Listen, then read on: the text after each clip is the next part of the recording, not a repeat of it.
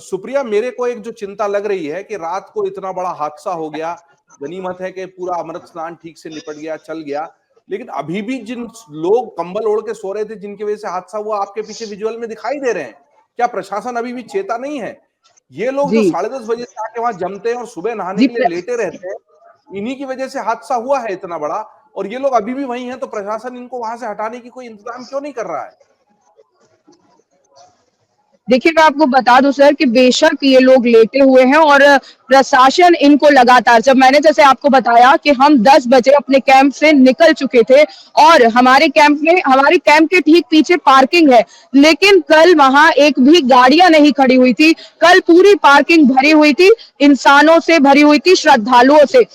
पूरी रात सीटियों की आवाज सुनाई दी, पूरे रास्ते जहां भी हम देखते हुए आ रहे थे, प्रशासन लगातार लोगों को उठा रहा था और लोग उठ भी रहे थे, लेकिन जितना प्रशासन उठाता और आगे चलता जाता, लोग वापस वहां बैठ जाते।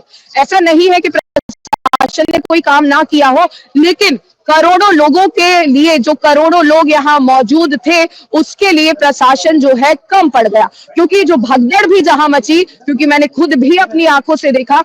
देखिए, मैं आपको बताना चाहूंगी, यहाँ जब 14 फरवरी को प्रथम अमृत स्नान हुआ था, तब जो जितने भी अखाड़े आए थे, जितने भी महामंडलेश्वर आए थे, वो परेशान हुए थे। कहीं ना कहीं ये बात बाहर नहीं आई, लेकिन 14 जो जनवरी को पहला स्नान हुआ, वहां अखाड़े वालों को, जो महामंडलेश्वर थे, उनको बहुत पैदल चलना पड़ा था। जो सारी आम जनता थी, वो अखाड़े वाले महामंडलेश्वरों के साथ, शंकराचार्यों के साथ शामिल हो गई थी। उस तरीके की स्थिति आज ना बन पाए, इसलिए प्रशासन ने काम किया कि अखाड़ों के लिए सुव्यवस्था कर दी, जैसे कि बैरिकेड्स लगा दिए, लकड़ी लगा दी, और जितने भी प्रशासन के कर्मचारी थे, चाहे वो पुलिस हो, चाहे सेना के जवान हो, सब वहां मोर्चा एक जगह संभालने लगे।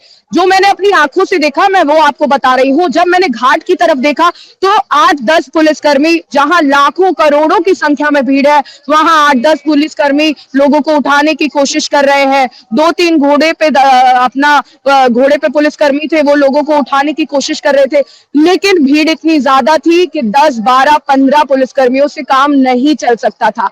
ये जो एक कमी है मुझे, जो मेरे को दिखी है, वो ये है, क्योंकि अभी मैं मेले में काफी दिनों से हूँ, ऑलमोस्ट मुझे 1 महीना यहाँ होने वाला है। जब भी कोई वीआईपी आता है, सभी पुलिसकर्मी एक जगह हो जाते हैं, सभी जवान एक ही जगह एकत्रित हो जाते हैं, और पूरा मेला क्षेत्र खाली पड़ा रहता है, जहां 1-2 पुलिसकर्मी नजर आते हैं। आज वही चीज हुई।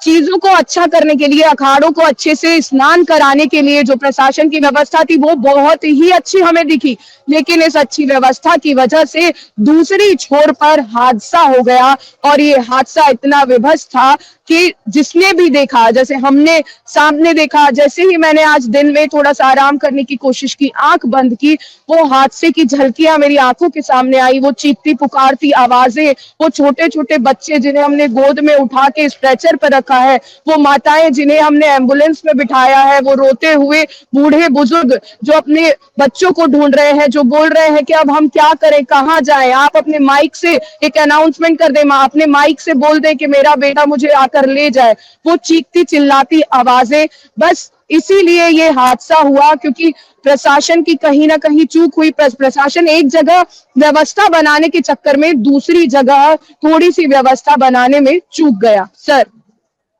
बहुत महत्वपूर्ण बात सुप्रिया के जो अभी हमारे पास पूरा वर्णन आया है घटना का, उसमें निकल कर आई है कि प्रशासन ने, संत महात्मा पिछली बार नाराज हुए कि आम आदमी भी उनके जुलूस में शामिल हो गए और वो सारा उनको भी बहुत पैदल चलना पड़ा। वो इस बार ना हो, इस बार के अमृत स्नान में ना हो, इसलिए ज्यादा व्यवस्था वहां लग गई। तो भगदड़ जब मची, उस तरफ उतने सुरक्षाकर्मी, उतने पुलिस वाले नहीं थे जो घटना को संभाल लेते, भगदड़ होने से बचा लेते।